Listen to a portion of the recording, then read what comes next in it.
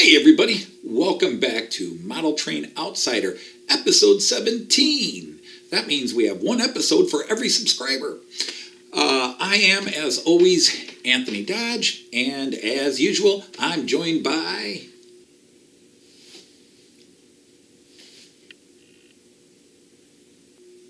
What? You're not going to introduce yourself? As always, I'm joined by...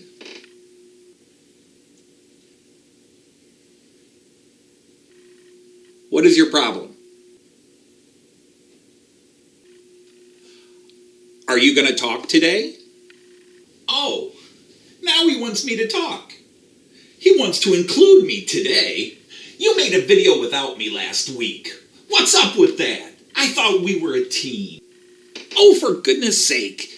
It was late night.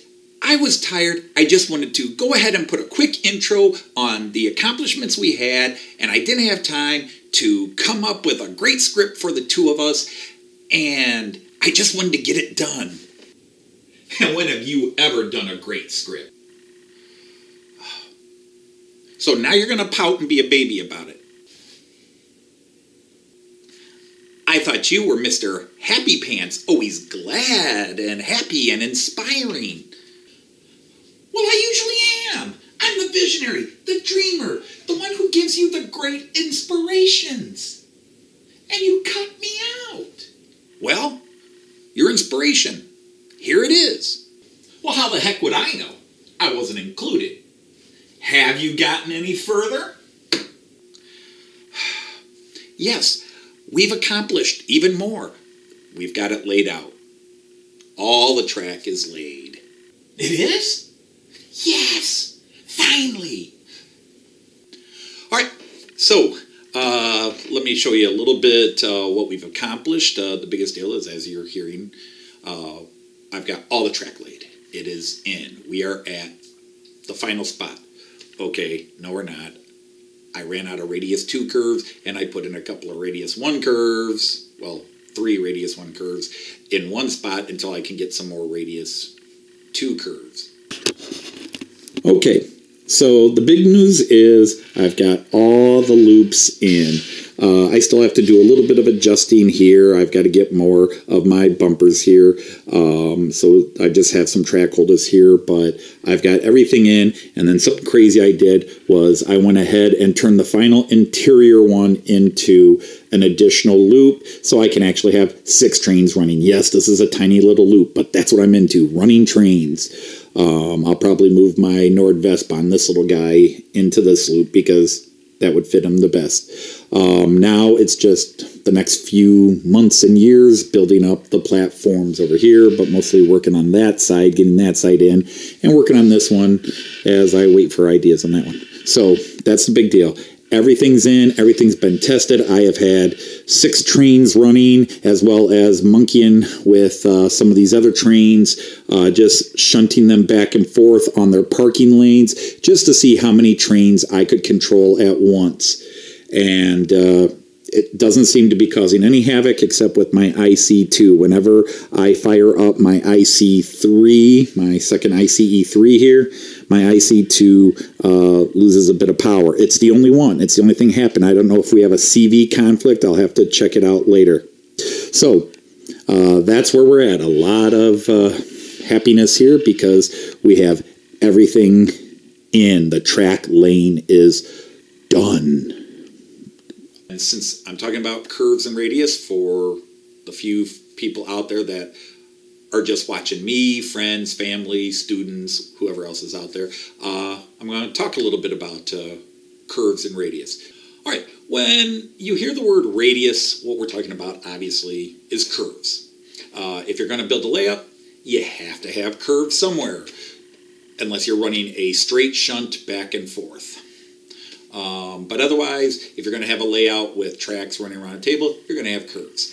And it doesn't matter what the train company, train manufacturer is, the track manufacturer is, whether it's Märklin or Roco or Pico, 2 different companies, one's British, one's German. Regardless of who it is, tracks come in radius. The radius is simply the angle, and most every company, their tracks are a 30-degree radius. And so you need 6 of them, 6 times 30 is 180, to make half a circle. 3 of them, 90 degrees, to go around the curve of your layout. Almost every company has different radius. There's radius 1, radius 2, radius 3, radius 4. Some companies go up to radius 5. The difference between radius 1 and radius 5 is the length of the individual piece of track. And what this does is it gives you tighter or longer, wider curves. So even though, as I mentioned, they're all 30-degree curves, what's the difference? Well, this is an R1, an R3, and an R4.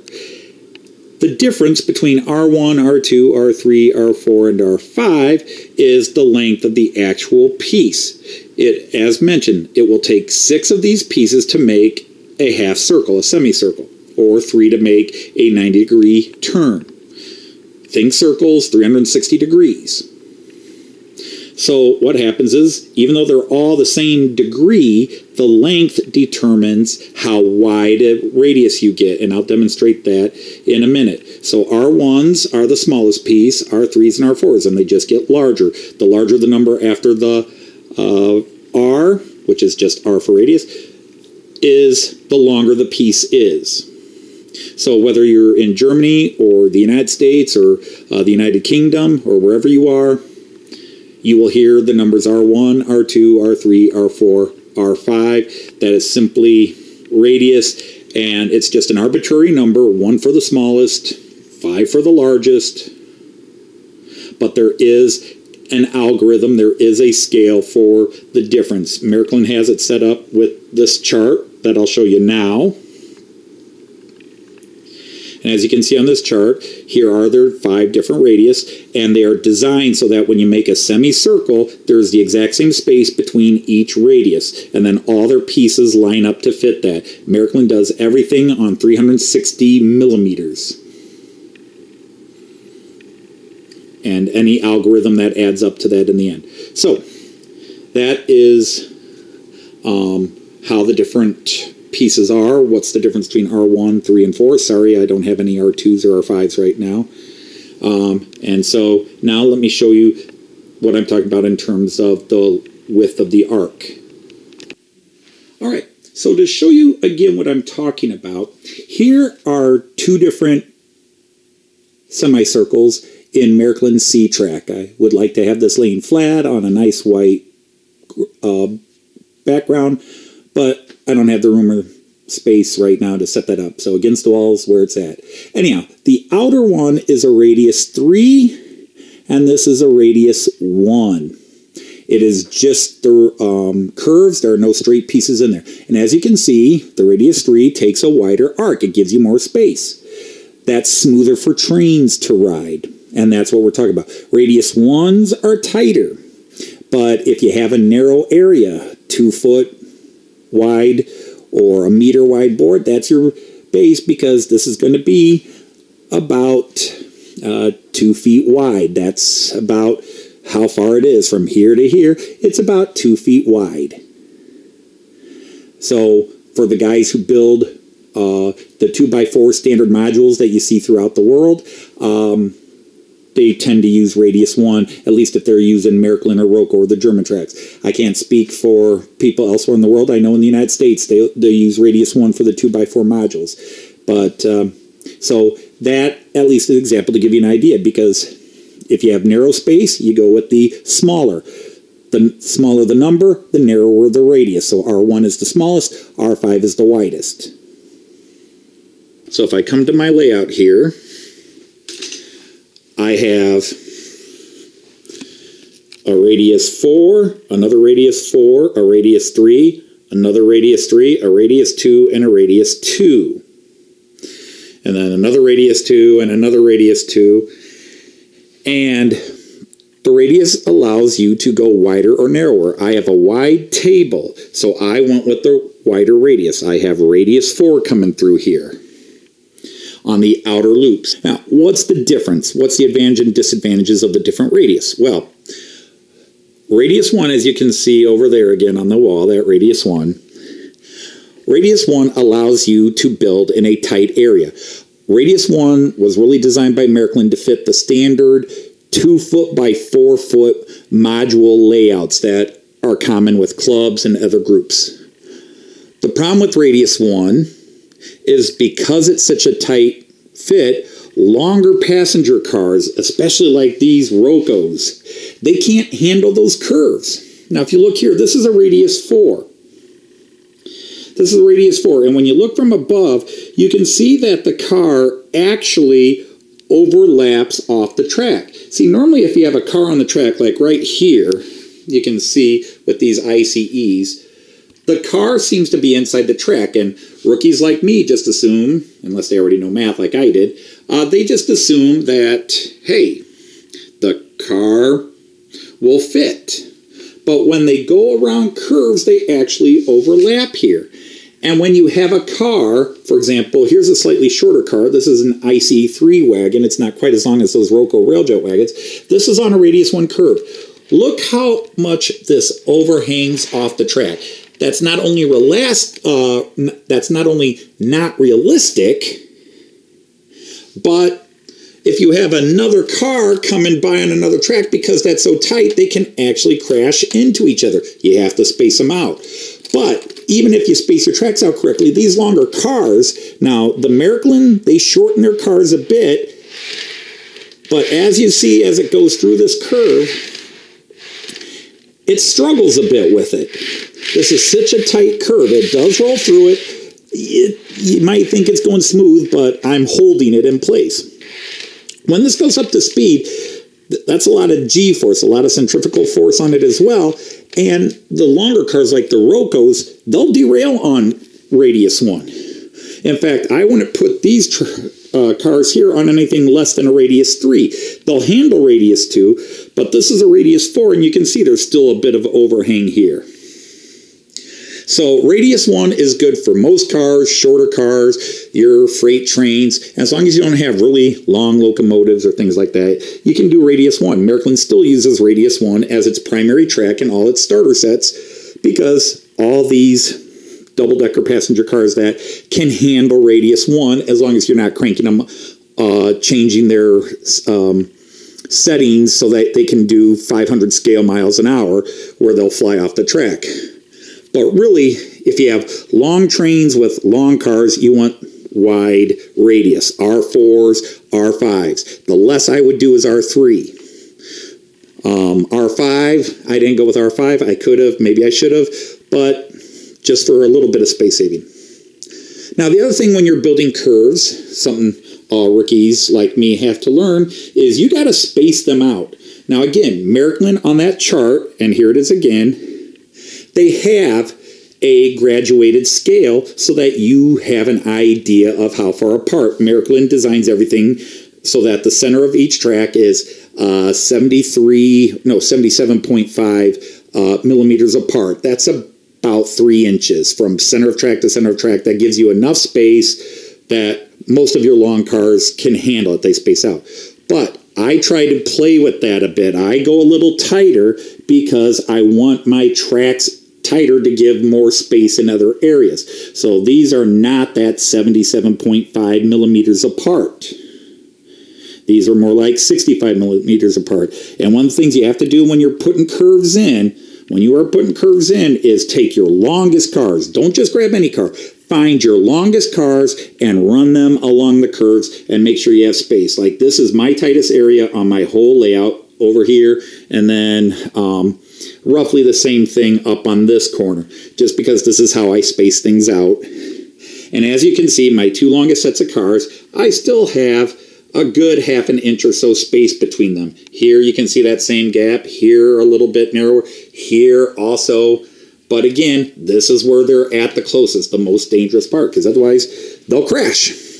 So that is something you always have to consider when you're doing it. But whether it's Radius 1, Radius 2, Radius 3, you have to space them out enough and check your corners, take a couple of cars, roll them on each track against each other, and make sure they don't crash. pros know this. Newbies like me, it can change, because if I take this car here and I say, okay, well, I'm going to use one of my ICE 3 cars or 2 of my ICE 3 cars, and I'm going to check that corner. Well, that's great. But if I hold my ICE 3 car up here against my railjet, you can see it's significantly shorter. So 2 railjets might crash and bump here where 2 ICEs won't. So always take your longest cars to check the curves and make sure that the cars do not bump into each other in curves. Because if I take one of these railjets, these are the longest cars made, if I take one of these and I put it on here, this gap closes because that car sticks out just that much further, and so it's actually a little tighter when I have railjets. Fortunately, I only have one railjet, but I used railjet on both lanes to make sure there was clearance. So that's my tip of the day. All right, so that's a little bit about radius for you beginners out there like me, although I don't know if I can call myself a beginner, but I still feel like a rookie. But it's something to think about when you're building. How much space do you have?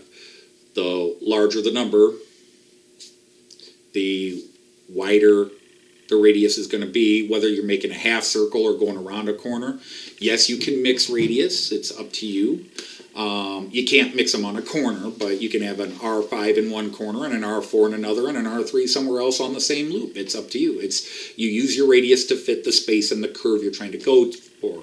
As I said, I don't like radius 1. Now, tons of Markland guys, tons of other people will tell you there's nothing wrong with radius 1. If you have those really long cars, they do not like radius 1. And for me, I would just avoid radius 1. Radius 2 at the minimum, and if you're going to have long cars, whether it's long freight cars or long passenger cars, radius 3 or higher. 3, 4, or even 5, depending on how much room you have. But if you're doing a 2x4 modular setup, which is the most common, even in America, it's the most common form, then radius 1 is going to be the one that you can fit in best. But that's enough about that. So hopefully you've enjoyed what we're doing. If you did, hit a like, share this, check out my Facebook page, and we will see you back for the next episode. Bye.